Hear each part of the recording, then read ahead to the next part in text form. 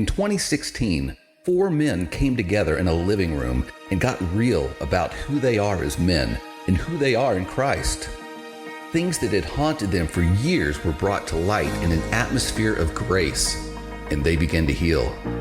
Today, these men number in the thousands worldwide and are called men passionate about Christ. They confront their problems and celebrate their victories in Christ and with each other. Welcome to the Grace for Man podcast, where men's stories of redemption are shared and men's issues of today are addressed in the name of Jesus as we help men everywhere discover grace, one man at a time. Here's MPACT Men's Ministries founder and the host of Grace for Man podcast, Trey Etheridge. Take it away, Trey. All right, Brad Graber, the man, the myth, the legend. Thanks so much for the intro, and welcome everyone to the Grace for Man podcast, another weekly podcast where we're actually going to have our third guest join us this week, and I can't wait to explore where he's been, where he's going, what he's done, and how he's overcome. We're going to have him on in just a minute. We had an amazing night a couple of weeks ago with the Walking Free in Grace experience with Micah Tyler. We're still getting so much positive feedback from that and asking when we're going to do it again. When are we going to do it again? And guess what? We're starting to think about it. So hopefully we can bring an event like that coming in 2023 to a place near you as well. Just so excited that you're joining us. I'm broadcasting from the patio studio today here in Florida. Florida has been through the ringers the past week and a half, especially our brothers and sisters on the Southwest coast, and just our prayers, continued prayers that we find more living and we can comfort those who with their losses and the devastation. It was brutal, and I'm hoping that every one of our brothers and sisters listening today will just find a way to help, not necessarily driving over, but find an organization that is trying to help in the aid of those folks over there, because they're still reeling from the conditions, and our prayers are just lifted up to them that the Lord can give peace to those families, and we can begin the healing process and the reconstruction progress, and those guys can get back to normal lives. Also, we just appreciate you listening to the Cussin' Christian podcast as well. Me and the the three guys plus myself get together and peel back men's issues today and discover who we truly are in Christ, what it means to be a man today. For the women that listen, with 31% of our followers being females, I mean, I know you're concerned about your husbands and getting them plugged in, or your sons or your brothers, and we just welcome your comments that are coming in through email and social media to help encourage us and plugging your man into MPACT Men's Ministries. So, and it was evident about 31% of our followers being women a couple of weeks ago at the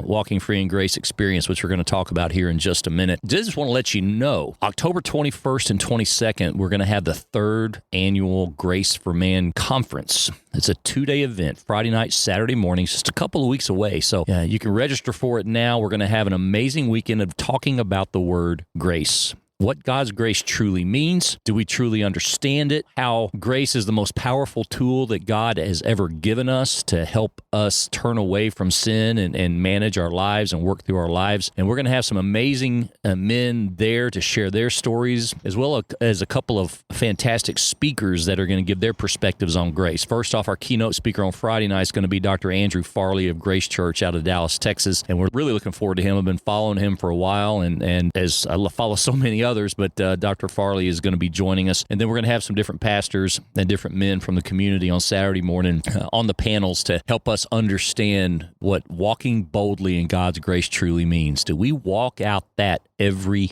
day? You guys hear me talk about that all the time on the podcast. And just imagine if we did, what the world, how it would change and become better. So join us. You can go to the MPACT website, mpactministries.org, and go to the events page, and you can register for the Grace for Man conference. It's a $45 cost on the early bird, and that covers a couple of meals for you, a cool t-shirt, and you're going to have a couple of parting gifts to take away with you as well. So we would love to see you there. We had 200 or so men there last year when my brother Gary Miracle joined me on stage with John Lynch, and our guest today was with us as well, and that's when I really got to know him, and I'm just so excited to bring our guest on today. So make sure and go register, and we look forward to seeing you on the 21st and 22nd. So this is our third episode of having a guest, and it's just been so much fun with Paul Amos last week and the week before Jerry Meek from Arizona.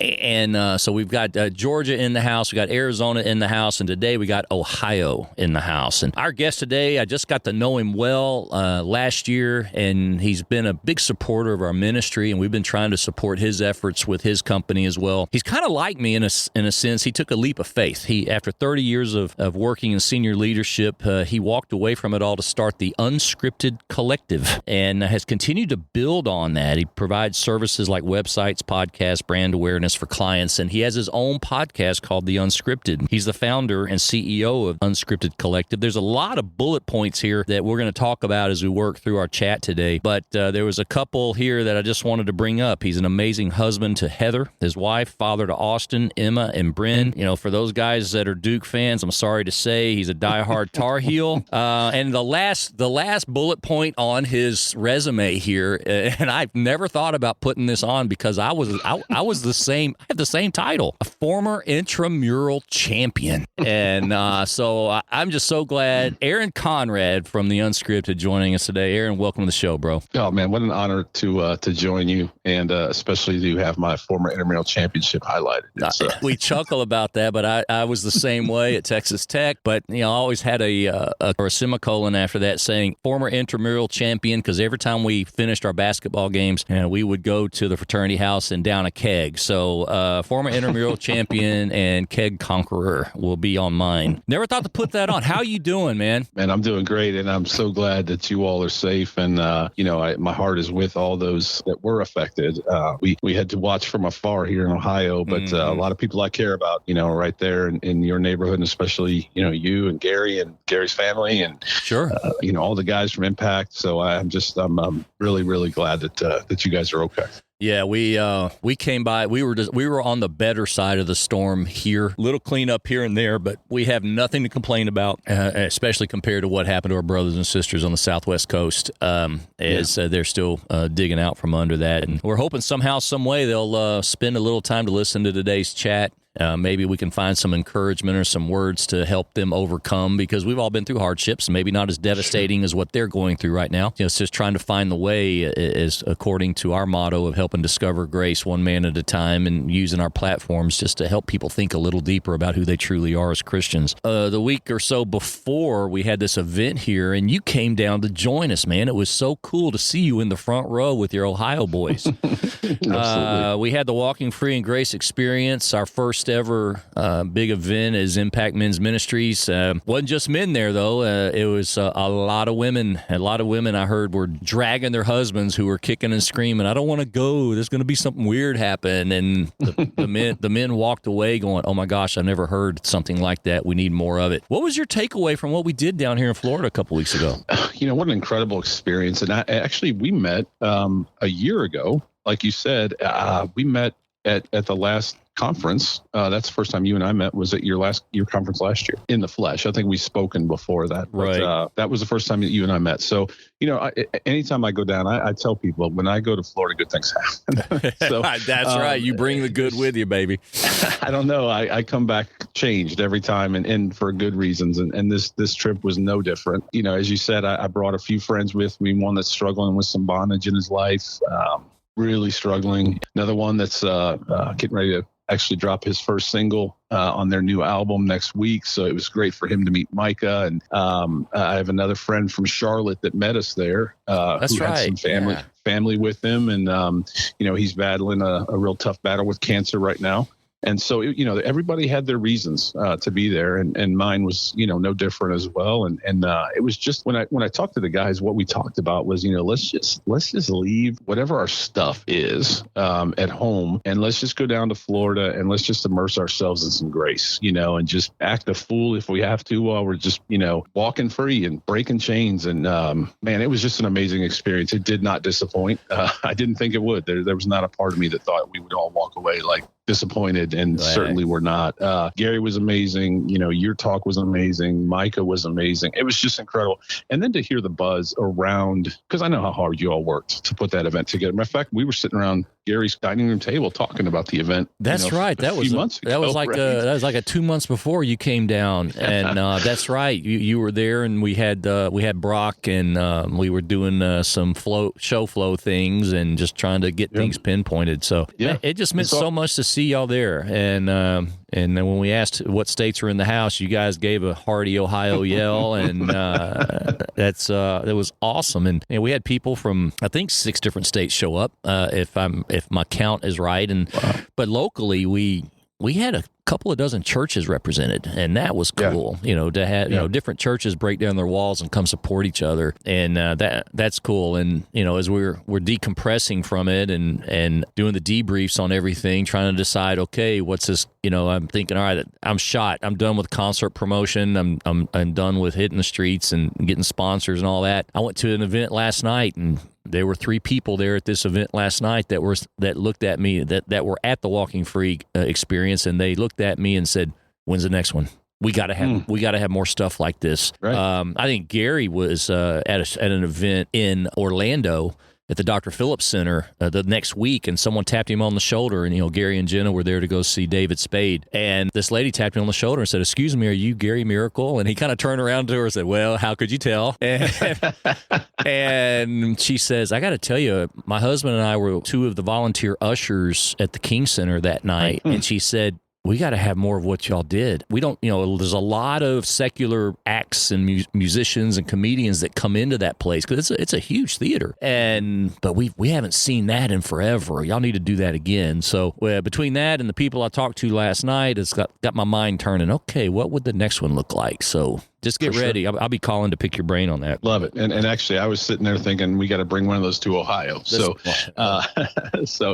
it's certainly going to spread, and it was just incredible, man. It was a great night, and like I said, I always come home changed, and it's always for the better, and this time was no different. Awesome, brother. Awesome. Well, man, it's just so good to have you on board. You and I are similar in a way because you left your corporate type job 2021 was that? Yeah, about a year and a half ago, buddy. My first day in full-time men's ministry was January 1st of 2021. I had done everything part-time until then, and then Donna and I finally got on the same page, decided I needed to do this full-time, and I took the leap. Give me a little bit of backstory about your life before you took the leap, and then let's talk about taking that leap and what was going on inside your heart. So just a little bit before Unscripted was got rolling. What was your life like, man? I've lived a very blessed life. I mean, I'm in the midst of writing a book, and it's really, I don't know if anybody will buy it, or it's really not. It's for my kids, because I've told them the stories, but and it seems a little morbid, but I want them to have, a memory of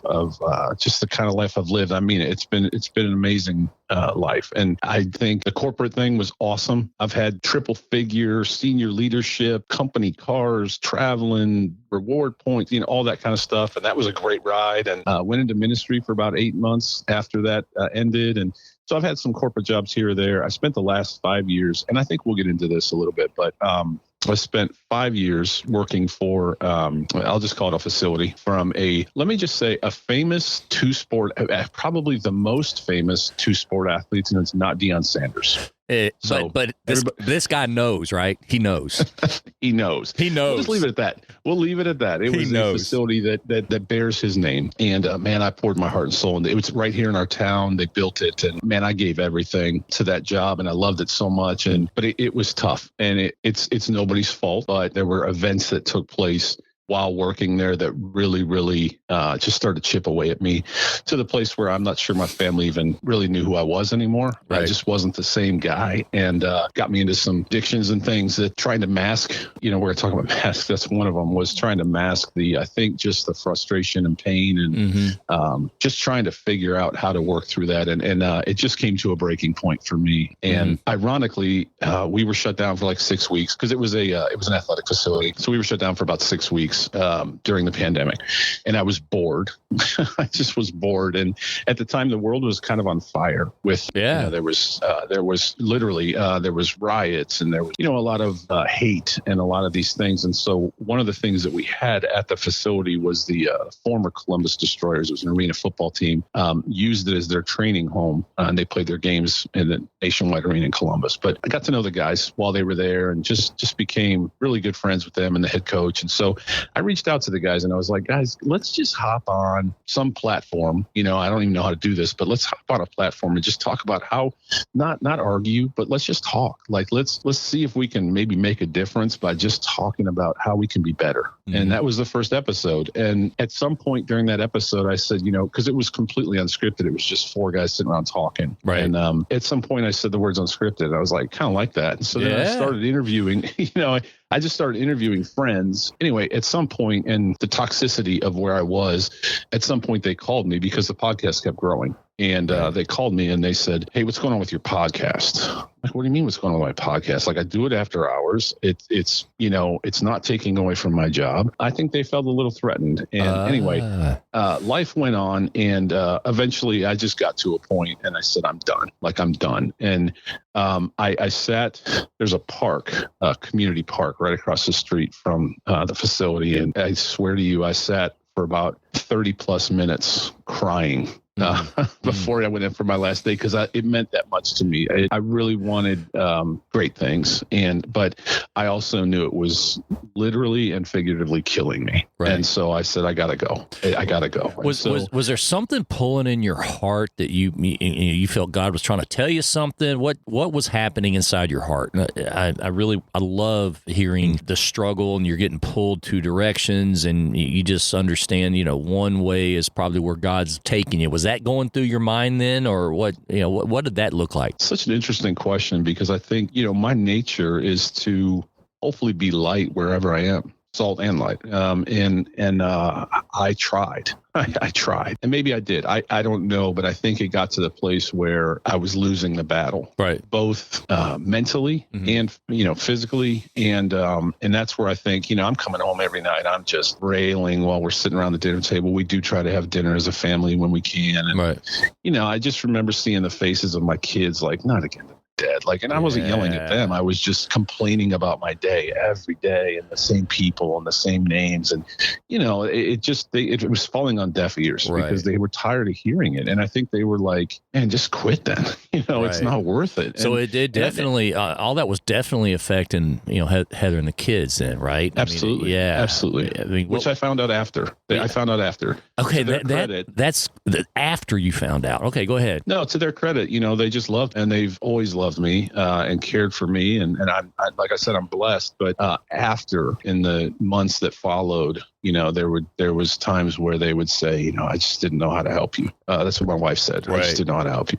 And when you're in that season and you're working and you're just head down and you're trying, I think we just find ourselves in a place like, how did I get here? I don't know. That's kind of where I was. And so my heart wasn't where it needed to be. My head wasn't where it needed to be. My faith wasn't where it needed to be. So it was just like, it's time to go. And I have not had a bad day at work in a year and a half. There you go. I just love what I do. And, I don't know I don't know what the future holds. I don't know how long this ride will go, but, I know that I get to meet people like you and be on this podcast right now. Amen. And fly to Florida and go to Grace from it. Like none of that would have happened. So I'm thankful. That day you went to that park and you felt so overwhelmed. I had a moment very similar to that, and we've talked about it. As you started reflecting on the past few years of your life, did you grow up in the church? Let me ask you that first. I mean, what was that life like for you growing up? I mean, were you guys a very spirit-led family? What was that like in the Conrad house? Yeah, I mean, we were there every time the doors were open. My mom was the rock of our family and our faith, and she passed about 11 years ago. I think I miss her still to this day because she was the rock of our family and the one that really drove faith. And I remember the conference last time we were there last year, and when you had the wives on the stage, and I just remember thinking of my mom that day too while they were speaking, because that was her her faith. But that was the thing, Trey. I think I was raised with their faith and not my own. Right. I didn't have a concept of grace, not to use the podcast name, but I didn't have a concept of grace, and really didn't throughout college. Right. I didn't throughout really my early years of marriage. And I think I sat down and read a book one time by Max Lucado called In the Grip of Grace. And it changed my life because my eyes were open to grace. And I'm like, wow, this is such a weird concept. It was rules, it was regulations. The college I went to, we had a manual that you had to do certain things and you couldn't do certain things. And I went to a Christian college. So yeah, I've been around faith my whole life, but I didn't make it my own until I think I read Max Lucado's book. And then I was just on a journey and started reading a ton of books and learning. And I hear the word deconstructing a lot now, and a lot of people are doing that. And I think it's dangerous, but that's a whole nother podcast. But I think I was constructing my own understanding of faith and my relationship with Christ. Okay, so your mom, rest her soul, she planted a lot of amazing seeds inside of you. And then you're going through these years of turmoil at the facility and being exposed and pulled, call it being attacked, whatever we talk about. And there were things happening in your life you were very uncomfortable with, obviously. And with the seeds that have been planted in you, man, you had an internal struggle going on, I bet, right? Mm-hmm, mm-hmm. Absolutely. And that's why, we had talked a little bit and you asked for my revelation. I'm like, well, I've had many of them. Mm-hmm. Oh yeah. Many of them. Yeah. I just had one the weekend I was down there, for the concert, that we can, get into if you'd like to. I just think that, I don't know if there's been an aha, Saul to Paul moment for me, because I've been around faith my whole life. Right. I think, but I do think there have been key markers throughout my life where I knew that it's time to pivot. I've got to get this thing figured out. One thing I love to talk about with the guests, and it always proves interesting to hear, going to hear what your takeaway is you're sitting there in that park and you're broken down and you're stripped down a pretty low point in your life. Did you reflect on masks you might have been wearing and hiding behind for in the previous years? I mean, what was that like? With our friend John Lynch talks about the masks a lot, and I just love having these conversations with guys that seem like they got all their stuff together, but deep inside they're just burning up on the inside. What was that like for you? Was there some things you hid behind to hide what was going on that you just didn't, your pride was too big or whatever it was that you could handle it, that you just didn't want to take that mask off? I think there's a quote by Robin Williams, and I'm going to destroy it. I don't know it by heart, but it's something along the lines of the funniest people or the people that make you laugh are typically some of the most lonely and saddest people out there. Right. And they make you laugh because they know what it feels like to be completely alone or miserable. Right. And I apologize. You'll have to look up the quote. I wish I had it in front of me, but it's along those lines, especially coming from a guy like Robin Williams, and I think, man, that when I read that, I was just like, yeah, that's it. I think I've struggled with mental illness my whole life. My mom did, I still do at times, but I've learned to identify it, anxiety, depression. I told the story on, social media just a few weeks ago about every time I would drive home from college, I would pass the Richfield Coliseum in near Cleveland. And there was this bridge it's one of those bridges that's like way high up in the air. I don't even know how high, but I knew the moment, the spot and everything. And it took everything I had to not jerk my wheel to the right and just be done. Really? I remember it so vividly, and I shared that because I want to give people the gift of going second and saying, you know what, I've been there. I've been at that point in my life, and thank God I didn't. And that's what I said on the post. And I think I have a wonderful, incredible wife that I can't wait for you to meet someday. I have 3 amazing children. Man, like I said, my life has been blessed. And if people were listening, they're like, wait a minute, this guy said his life's been blessed the whole time. He's thinking about that. Like, how could that be? Well, Been there, man. That's it, man. I think that's the mask, right? The mask is, man, everything's great, everything's wonderful, but inside you're just miserable. And so I think that's the mask, just not being comfortable with life. And so I think those are the revelations that we've talked about is in those times where I've had to pivot and course correct a little bit and really get real with God and say, man, I'm not happy. When I just like to find out is, okay, so you're wearing it, you're ripped up inside, you're trying to put on, like we said a minute ago, the exterior, you mentioned it.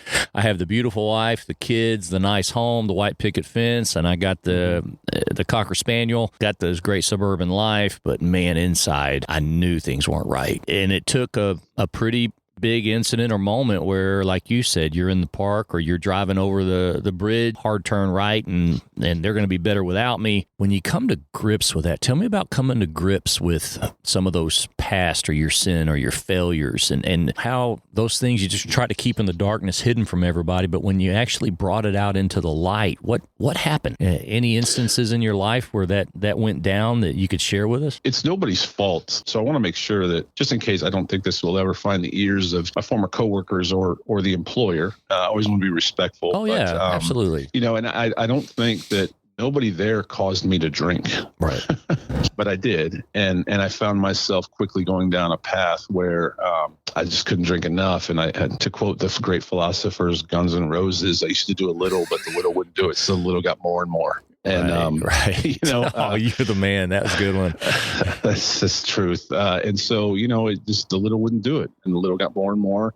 I was numbing my pain. And our friend Gary was very helpful in calling that out of my life. And it was one of the scariest things I've done. I can't, I think it's always going to be a struggle now, which is so irritating to me that I even let it in the first place. But, it's one that for anybody going through that, I think it's a constant, battle. And the funny thing was, Trey, I wasn't fooling anybody. Yeah. I mean, that's the thing. Isn't that crazy? You think you are. You think you are. Yeah. And people love you enough to not say something, and which is so weird, right? But the people that really love you, eventually, again, it starts to wear on them. And if you look in their face, they don't have to say anything. They're saying it with their actions, or, maybe they've removed you from their life or whatever it might be. And, that's the thing. Like I said, what I found out is I wasn't fooling anybody, but I thought I was fooling everyone. And I think when I brought it to light, it was rejoicing on their part, like, thank you, we want you back, we want, what I mean, and I think when we do that, and I learned so much when I came down a year ago,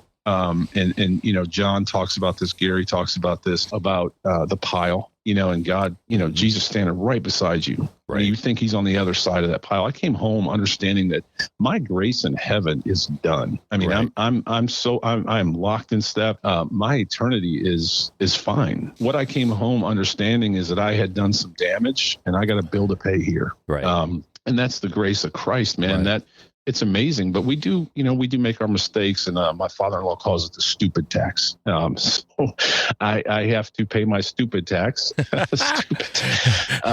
So I had to pay my stupid tax. Physically, I've gained a ton of weight, and beer will do that for you, right? Boy. And I still got to pay my stupid tax, but my tax up, in heaven and in eternity, it's paid, and I'm forever grateful for that. You're talking about how it's and I appreciate you talking about your drinking, and how it's a thorn. It's there, it's bothering you, and but then you finish it off just like 2 Corinthians 12 says, because Paul's screaming out, "Why do I have this thorn? Satan placed it here to harass me. Help me, take it out, take it out, take it out." And what were Jesus's words? It's not, "I'm going to come down and take it out." It was, "My grace is sufficient for you, Paul." Yep. And absolutely. My grace, I'm going to be strongest when you're at your weakest. Those are words that just cut to the core of who I am. I sense, and based on talking to you, they cut to the core of who you are as well, just to give you comfort that you still might screw up, but you know what? I'm walking kingdom now, and I'm sealed. And even though I might screw up, I've got this thorn is still there. And every once in a while, Satan will come and he'll shake it up a little bit. He'll move it just a little bit to make it hurt a little bit. And I sense that you really experienced that. Yeah, and it's unfortunate. I wish we didn't live in a world like that. And one day we won't. This is where we are. But right. I'll share a story with you. A few weeks ago, I spent some time with a friend of mine that's really in the thick of it now himself. It's a little dangerous, to be honest with you, because I want to be an influence and a positive, but he's really far into it, into alcoholism and things. He's got to want to change, and I don't know if he's there yet, but I spent some time with him, quite a bit of time, and really got a firsthand front row seat to what his days are like. Mm-hmm. And I was frustrated. I was really, really frustrated. It was a weekend, and I was really frustrated. And because I wanted so badly for him to be free from the bondage that he's in. And it was a Sunday afternoon after, I was just sitting around, and I was kind of like, not arguing with God, but I'm kind of like, man, what was that all about? Like, why am I doing this? Why am I spending time with him? This is dangerous, God. I don't know if I'm the guy and all those things. And I honestly, it was one of those almost audible moments, and it was just like, God, man, he was saying, look, I didn't do it for him. I'm doing it for you, and I don't think that's the truth. I know God's got me in his life for a reason too, but it was such a bold moment for me to realize, like, wait a minute, man, this isn't about him. This is about you. I want you to see how easily your life could be just like his. If you're not staying on the straight and narrow, if you aren't intentional about your sobriety and who you're with and when you do things and all those things, it was one of those revelation moments for me. Right. That was the big one I was talking about. It was a revelation moment for me. Like, it was a glimpse of where I could have been. And I'm not knocking my brother. I want freedom for my brother. Right. And then Trey, here's what I really heard was, you are free. It's time to start acting like it.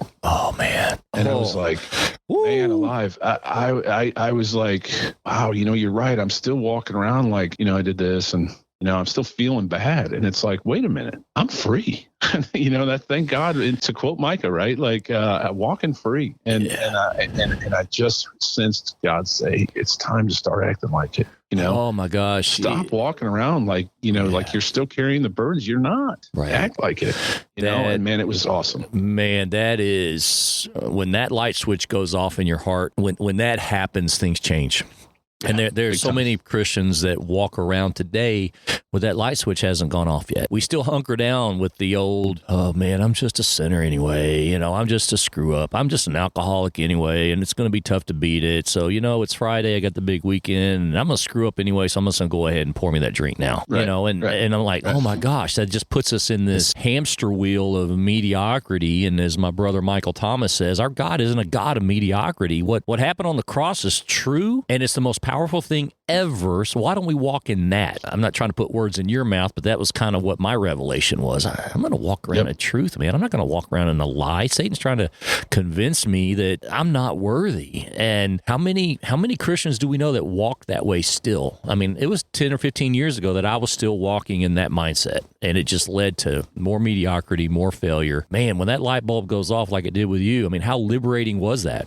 Oh man, it was like, I bet people are listening going, well, I thought you were a Christian. Like, I think that's what we want is we have this, I'll reference another Max Lucado book, Traveling Light. And I often think of that book because, we carry these backpacks and we keep picking up the rocks and putting them in there. And that backpack gets so heavy, and it's like, and we should be traveling light. People think you get saved, you just drop the backpack and life's good the rest of your life. No, you're going to pick up some rocks again. Life circumstance, whatever it might be, we should be traveling light. And that's that. When I had that revelation and that conversation and wrestling with God a little bit, I walked away from it feeling light. Like, you know what? Yeah, you're right, God. You're right. I need to start acting like I'm saved and my debt is paid and stop acting like I'm where I used to be a year ago. Right. I'm not there anymore. Amen. Well, you had your moment on that bench where and I keep going back there because it seems like a critical time for you. Where you were breaking down. And after that, you made the decision, you had this revelation that, it's time to take this step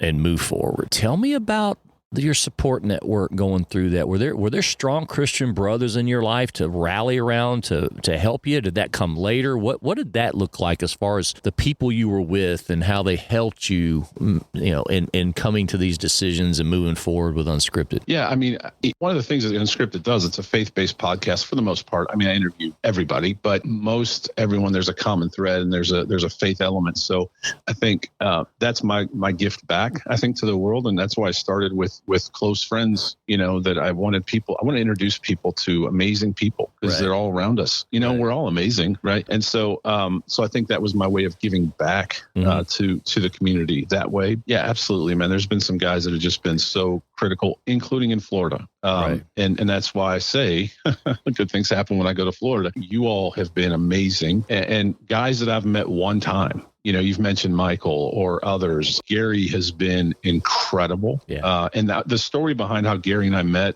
is through the podcast. So I sent an email and he replied. And here we are today, you and I on this podcast. Yeah. So, it's a much longer story. It's an incredible story. Gary's been incredibly important in my life and my journey and especially this season. Absolutely, man. You can't go alone. And if you try, that's where the failure comes, is because we're going to talk ourselves, at least I will. I know me, and I'm going to talk myself into, I can pretty much justify anything.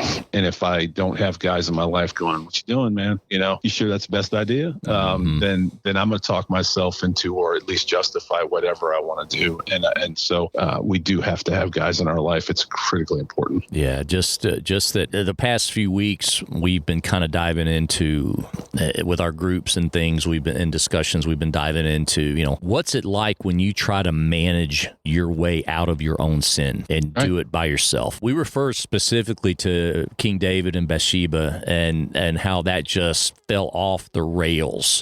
King David thought he'd gotten away with the adultery, the murder. He's got a child out of wedlock, but then he gets married. He manipulates and manages through deceit and hiding and behind closed doors and all of that. And then obviously the Lord didn't like it. And guess who knocked on his door? It was Nathan. We like to say, who's your Nathan? Who is your Nathan, or who is your Silas? And without those Nathans in our life, and it's not from a being judgmental, it's from a, hey brother, I love you, and that wasn't good form.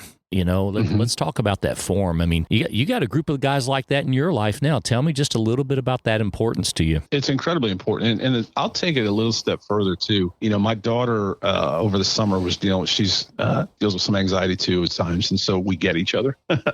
and so, she was just kind of in one of those moments, and we sat down, we just had to talk about a lot of things. But one of the things was, she was just so anxious and so in fear and all these other things. And I told you, one of the best ways to do that is to serve someone else. Mm-hmm. So I think I want to take a step further when it comes to the guys around us, because it's not about us a lot of times. Mm-hmm. Yeah, we got our struggles, we got our stuff, we got our baggage. But, when we take the focus off ourselves and our struggle and our baggage and invest in someone else and their journey, and it's amazing how all of a sudden that stuff you were worrying about goes away, especially if it's somebody walking through a tough season. And so I think that's why we need other guys and we need to be in those communities together, is because when we serve others, whether it's our community or wherever it might be, but when we serve one another in that tight-knit community of a men's, especially, we need it. Women are very, very good at that. My wife has an incredible small group, and they go very deep and they talk. But guys, that's just not how we're wired, right? But we should be, and we should be able to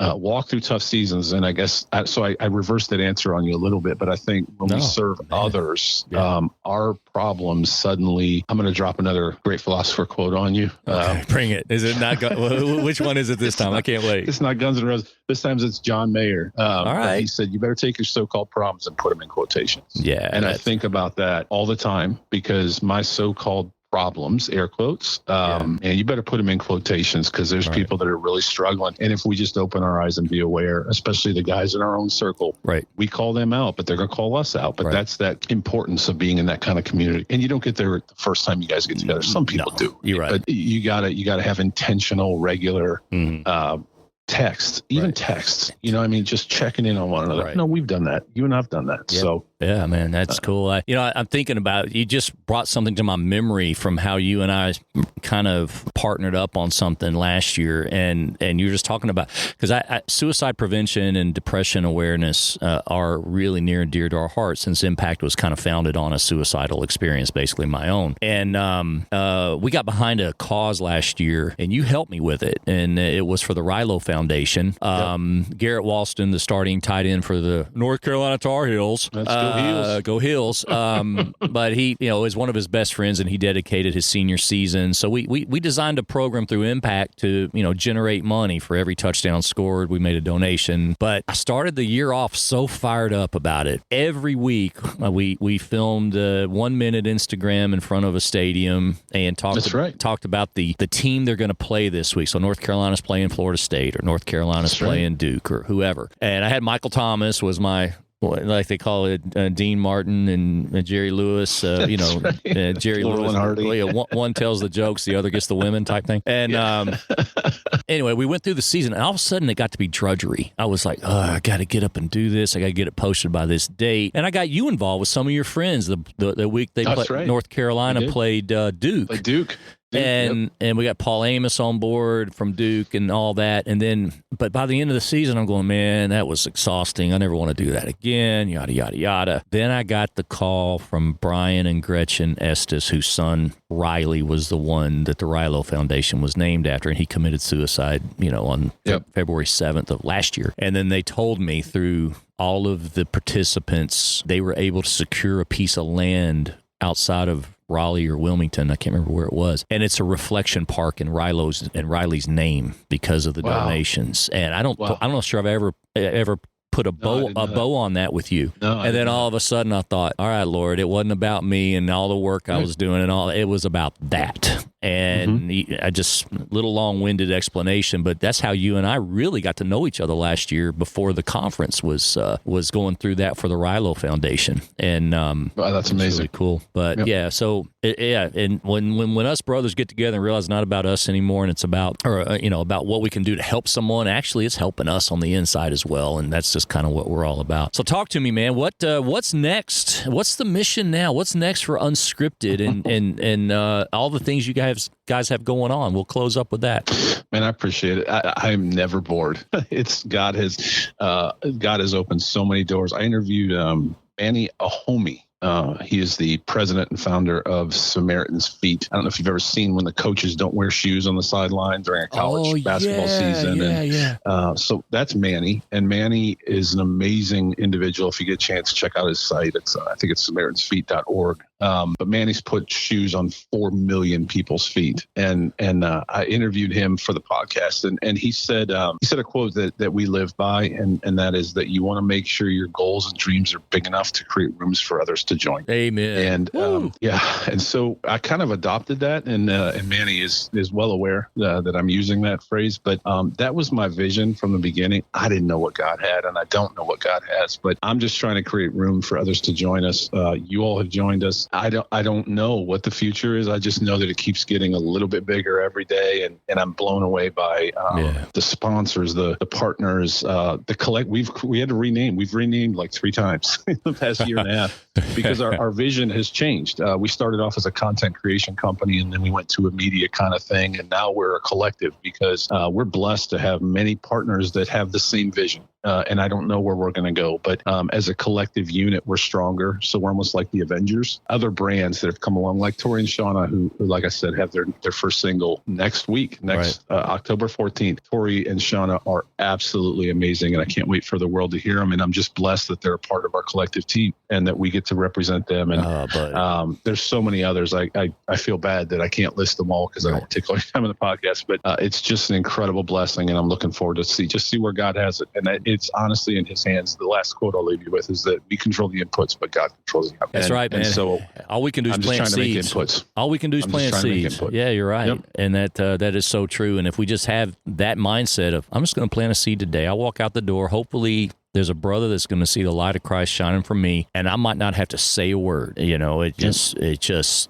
It's the light that shines is more powerful than any words can ever come out of our mouth. But Aaron, man, my friend, it's just so awesome to have you on. Just so awesome that we're in this journey together, and I'm so blessed that you came into my life and you've been to some of the events here. I can't wait to get up there. I know some guys had asked about starting an MPACT chapter up there, so we need to rally them up. I want to come up and let's sit down and talk, see what that looks like. That would be an amazing thing to continue on as we're growing ourselves. We have our first out-of-state chapter that just started a couple of weeks ago in Georgia, and awesome. I think we need to just work our way up and just help these men discover grace and what it truly means, and grace has a name, and that name's Jesus. And focusing on that is instead of our shortcomings, our sins, our dirt is the only way to walk kingdom here on earth. And you just been a light for me. And I appreciate and love you so much, man.